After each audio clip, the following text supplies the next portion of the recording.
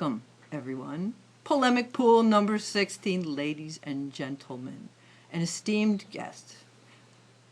I'd like to introduce our great cast of characters. I am Laura Casaletto. On my left is Jerry Bowes. So, hi, everybody. And I'm Steve Anderson. Hello. And I am the new guy for this week, Larry Lamp. Well, welcome, Larry. Thanks, Steve. It should be fun. I'm looking forward to the conversation. Larry's had all of like 30 seconds of introduction as to what we do. So I think that's enough for us to jump right into it. Jump into the pool. That's exactly. It's my turn to present a topic for discussion this time round. And this time I picked the future of democracy. We recently went through another election here in the United States, an off-term election. But I don't really want to talk about Democrat versus Republican politics. I want to talk on a more broader scheme of what is the future of democracy. And not only in America, but I want to have a geopolitical discussion as well. I want to be able to talk about both things. What is the future of democracy on the planet, across the globe? I think it's kind of a rich topic, and I thought I'd start by saying that there was this fellow Francis Fukuyama who in the 90s wrote a book called The End of History, and it became something of a popular topic of the time and actually influenced quite a few people. His take was that that democracy was the end of history. He had sort of a dialectic approach, much in the way that Marx and Engels had a dialectic approach towards history. Sure. In that communism, their conclusion was communism was the end of history. Right. Fukuyama turned that and said democracy is the end of history. Democratic governments across the globe is the future of our planet. And he laid forth a case. Now, I think you perhaps use that as a starting point, or we could go on in any number of directions. But I thought I'd get some reactions now from the people at hand. Well, before we do, I just wanted to let everyone know, just for time perspective, this is the eve of the Ferguson grand jury is going to announce whether what the verdict is for the police officer whether he'll shot be indicted killed. or not. So just as kind of a perspective for people, and whether that segues in or is part of that whole democratic rubric or not. It certainly could be. It could. So we can go from there. But so good. Well, Larry, you're our guest this evening. Do you have any kind of opening thoughts? Well, I had one. I hope this doesn't go off on a tangent too far, but you were talking about that Fukuyama said that democracy would spread around the world, that was going to be the end game, so Correct. to speak.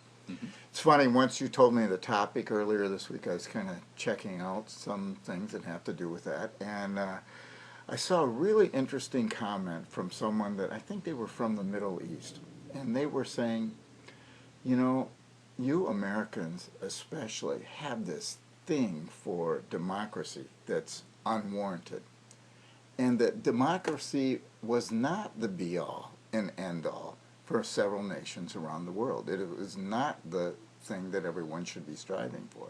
And he went on to explain why. I thought it was pretty interesting. He'd really thought out why and the wherefores, and he talked about Egypt and how Egypt overthrew Mubarak after 30-something years of being in power, and then they had a democracy, a democratic election, and everyone that was in Tahrir Square was really happy about it, and they had their election, and most people say it was a free and fair election, and Morsi got elected. Right.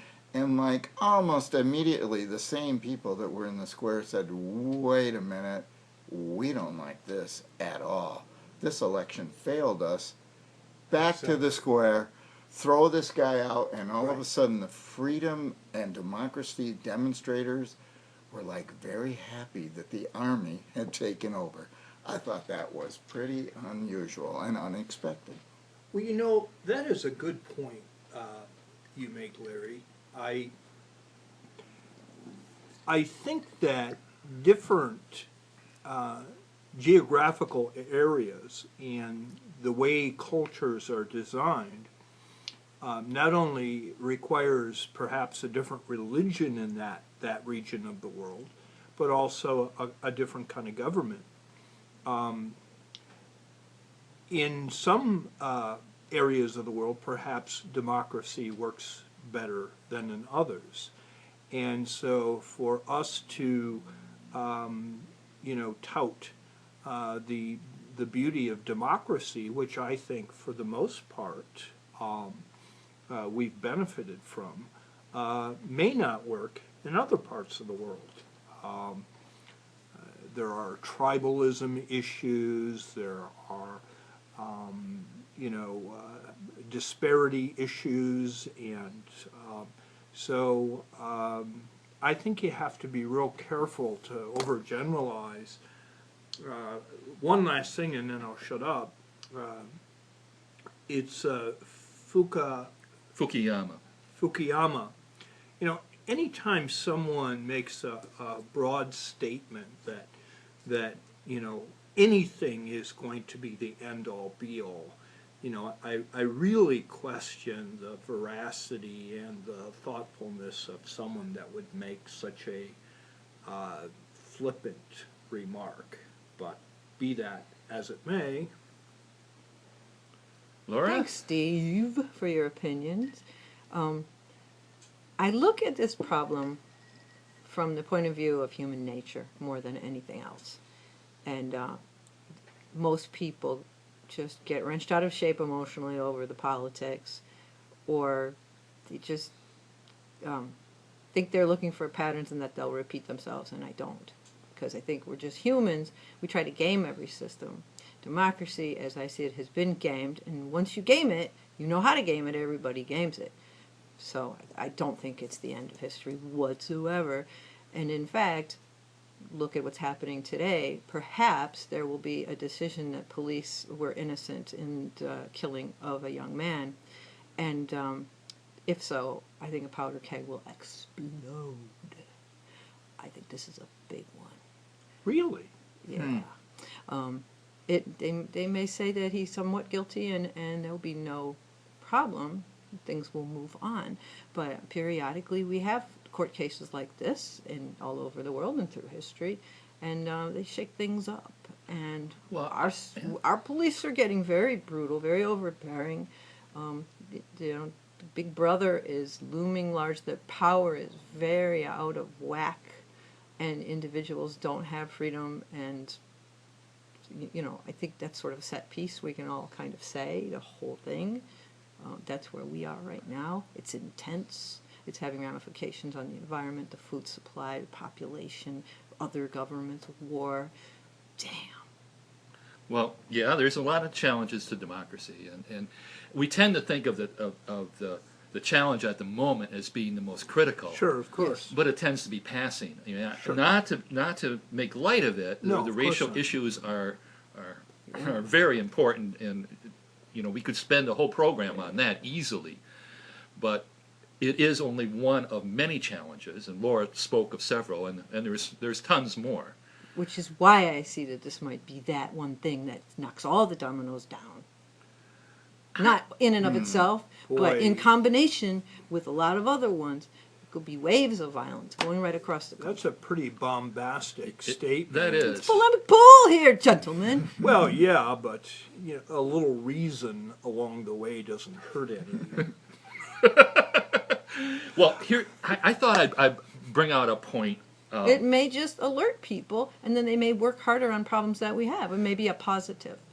Well, one thing, just not that, because this isn't about Ferguson, but keep in mind there are two other steps, or there's still recourse. First of all, the federal government can create some issues, and they can actually oversee step or override the decision of the grand jury. That's number one. Number two, there's nothing preventing the mother and father of the, I could say, the murdered young man to file a civil suit. So say what you want about democracy, it's not over until it's over. So there are other steps and there's recourses that can be taken. And the Department of Justice has said they're waiting to see what the grand jury decision is before they Sure. Exactly. They can always file a case about civil rights being infringed, for Of instance. course, of Any number of course. approaches. Okay, so this is polemics. Let me give you my take on what's going to happen. Polar opposite of what you said. It totally blows over, and 2 weeks, no one ever even remembers that this happened. That's what I think is going to happen. Almost like the shootings we have at It's happened a schools. million times. There's been a whole bunch of people shot and killed by cops since Brown. There was one yesterday. The foolish kid had a replica gun that he was Right. pointing at cops, but So you think that we have accepted that that's okay, that cops execute citizens rather the casually? The point you brought, I don't think that's okay. It might be. I don't think it's okay, but I think the point you brought up about schools, how many massacres does it take? And I think the question has been answered. I don't think there is a top There is a end. top end. I think we're just going to see so many, and we're still going to have the same amount of guns, and people are still going to love protecting their family. Yes. It is certainly on the polar opposite, and how wonderful for polemic pool. Well, we're gonna find out which crystal ball is more accurate. Jerry hasn't weighed in over here. Well, though I agree with Laura, I'm going to straddle everything. Though I agree with Laura that it's a very challenging dimension to our democracy right now, and it exposes the disparities in our culture regarding power and leverage and ability to act freely in our society. I also am somewhat of a pessimist as far as it comes to the attention span of the public. Yes. We pass through topics and what's critical on our list, what's the number one story, what's important to us. They're fleeting. They're fleeting. We'll go on to something else, the next big story in a couple news cycles, and then another news story, a couple news cycles from then. There is such a narrow memory of events in our culture. It's crazy. It's crazy. Spoken like a rich man who lives in the suburbs. Cheers, Jerry. Cheers. Thank you. Larry. I'm thinking of building a bigger fence. I live in the hood, people. Well, there's reasons for some of that.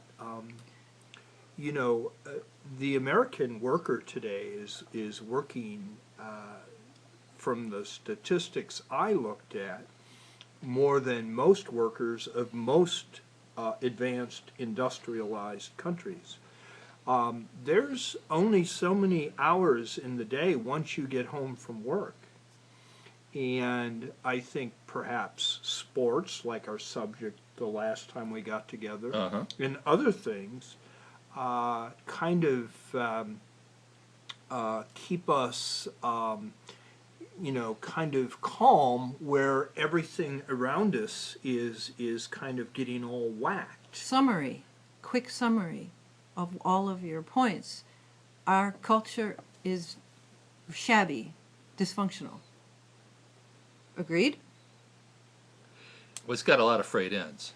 So how does that bode for the future of democracy? Well, the thing is that America's been going to hell ever since its start. Well, I can relax then. It will continue to go to hell in the future. Sure. I thought I'd draw. Sure? I'm going to get back Wait, to some. Yeah. hold on. Yeah. Well, okay. We've had some positive. We've had some. I'm going to just speak historically a little bit. We have had some positive trends in democracy. Oh, there's no question. No question about that. The extension of suffrage to the blacks, imperfect as it was, it's been improved upon, and to women. These have been dramatic developments in the course of democracy, and has been an example to the rest of the world. Here's another thing about trying to speak a little bit more geopolitically. South America tried to have democratic governments Right. for as long, almost as long as America, and they had their ups and downs. They had a lot of dictators Yes. come to power. People learned how to game the system, as Laura said.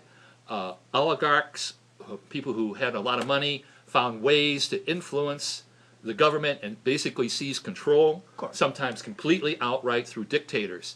But over time, in Latin America, the governments have become more and more openly democratic. We just don't have the tin-pot dictatorships of years past. There's been a growth. Fukuyama pointed this trend out. Now, this sort of thing may also be the case in other parts of the world. Sure. Now, here, I also want to get to one other little thing, where Fukuyama's faith in democracy caused us some big problems. He was actually a neoconservative and was big in neoconservative circles. Sure. And this got us in trouble with when Bush invaded Iraq, because there was a whole bunch of neoconservatives who thought that, well, the main reason that we're there is to institute democracy Democracy into to Iraq, Iraq. create a democratic example that's going to just expand across the Mideast, and we all saw what happened to that. Yeah. Larry's point earlier, the Middle East is not a fertile ground for democratic And movements we all at this thought time. it was just a few short years Fukuyama ago. and Bush and Reagan, his devotees. I remember Reagan talking about that end of history. Right. He must have read this guy. He must have. Yeah, no. Systems grow and there's destruction and creation over time. That is how things develop. And we've got this strange, cancerous growth structure going on as I see it. And I'm trying to speak real broadly, Sure. Include all of these details, which everybody kind of knows and lives with, but we're swimming in them. So we don't see them for what they are. So we have to step outside of that to get a grasp on it. And it's mordant. Our society is messed up. And I expect there to be upheaval at some point. So are you then saying that our system is systemically broken, which it sounds like you're saying, versus the ebb and flow of how any government or any country or any economic system goes through time? Using your argument about the glass is half empty, you probably would have jumped out of the window during the last crash in 1920s, because you think the world was coming to an end. Oh no, that's for rich people, killing yourself because the money goes away. Poor people don't do that. Well, let's just say They struggle. They struggle. well, there was famine, there was suicide, there was Okay, it was just your example. I have problems with not your idea. okay. So my point is you're taking a snapshot. You mentioned some things. You took a snapshot, which is right now, and then kind of catapulted into this misery for the rest of the time. I don't know where that comes from. Here's the thought. Change, not misery. It's possible that the United States may actually fail as a democracy in the short term. We could become an oligarchy in some sort of fashion. Pretty much are now, aren't we? We are, and I think we're you know, it could head even further into that direction. It could be more obvious and more perverse.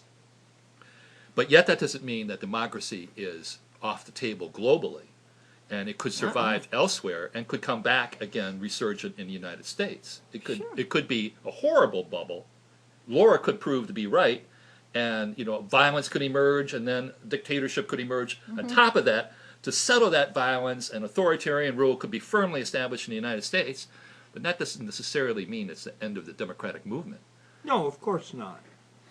And insinuating or flat out coming out to say a decision that's made in a small town in Missouri is somehow going to destroy the house of cards with our democracy is just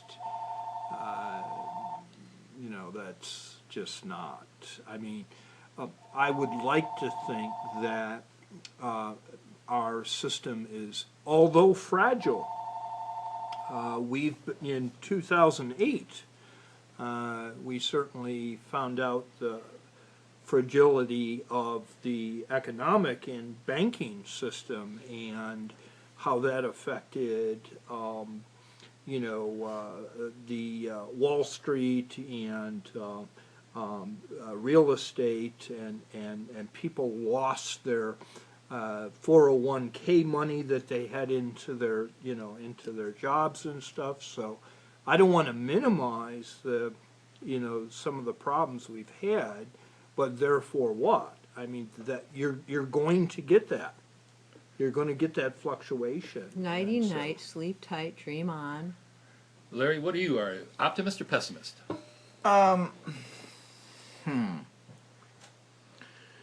Normally, I would be an optimist, but I think I told you on our drive over here that, well, thinking about this topic for the last week or two, it put me in a little bit of a funk. Are we ready for a tangent? To Sure, go off on a tangent a little why bit? not? Let's have some fun. Here's one of the thoughts I had. During the last election, it was so painfully obvious more than ever that big money, big political groups, PACs financed by nameless, faceless people that don't have to identify themselves are putting just commercial after commercial after commercial on TV. And these little 30-second blurbs of baloney, I'm a saint, the other guy's the devil, over and over again, is kind of depressing to me. These commercials are what I think maybe even the majority of people are making their voting decisions on. Complete Yes. baloney. This is how we're deciding who our leaders should be, by watching these silly little commercials. So that part of me is pessimistic. Sure, exactly. Yeah. Well, here's another pessimistic statement. Oh, wonderful. Lovely. I was listening to Bill Maher on his program the other day, and he brought up how 45% of the American people cannot name the 3 branches of government, and 35% cannot name one. So we have what he put, this is his way of putting it, he said that the American public is stupid. Yes. And with evidence like that, I have to agree. You know what? And I would agree too, but I'm not so sure that that's different from years past. I think maybe we've always been stupid. We've always been easily manipulated, and that comes back to Laura's point we of people are. gaming the system, and we've really allowed that to happen through the And what way we've- happens when you game a system too much? Same thing always happens, doesn't it? I'm not so sure. They're so good at massaging their message nowadays. They've got people that are such pros at Let's say you're gaming completely the right, Larry, system. but think of the other half. The people they are gaming, they are going to mess up that system to the point where it won't work. I'm not sure they know if they're If being stupid gamed. is the motive in greed, if greedy and stupid is what's making the motor run, then when greedy gets too greedy, stupid will swarm over greedy.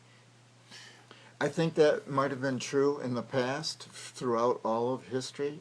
I'm not so sure it's true anymore. Yeah. I didn't listen to your sports program, but was the point of it that sports is the opium of the people? Was that basically Well, it? there was some of that.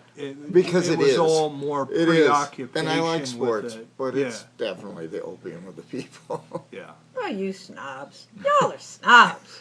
Well, you know, we're waxing on here, so it's going to be a little snug. Y'all so Well- stupid. Well, Laura, Tuss. what I hear is you standing on the barricades, and I just don't know how realistic that is either. Oh, yes, we shall never rebel because the powers that be are so powerful. Let us bow before them. Well, I they're don't so think good at that's going to tricking work. us. No, I think you missed his entire.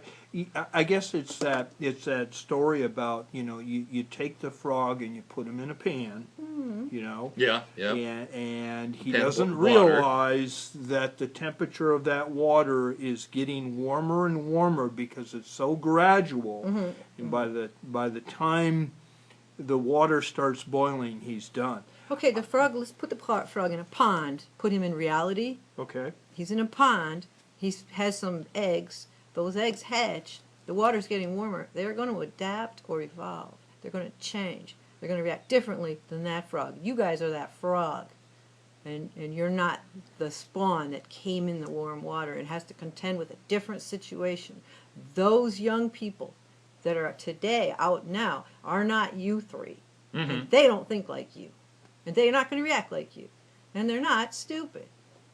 Some of them, but no more or less than ever. So So I'm actually we're actually at a point here in the program where I thought people could gather their last thoughts about this topic, and then we could also mention at the conclusion of that what our next topic will be. So does anyone have any kind of final thoughts then, either in reaction to Laura or something else that you'd like to say?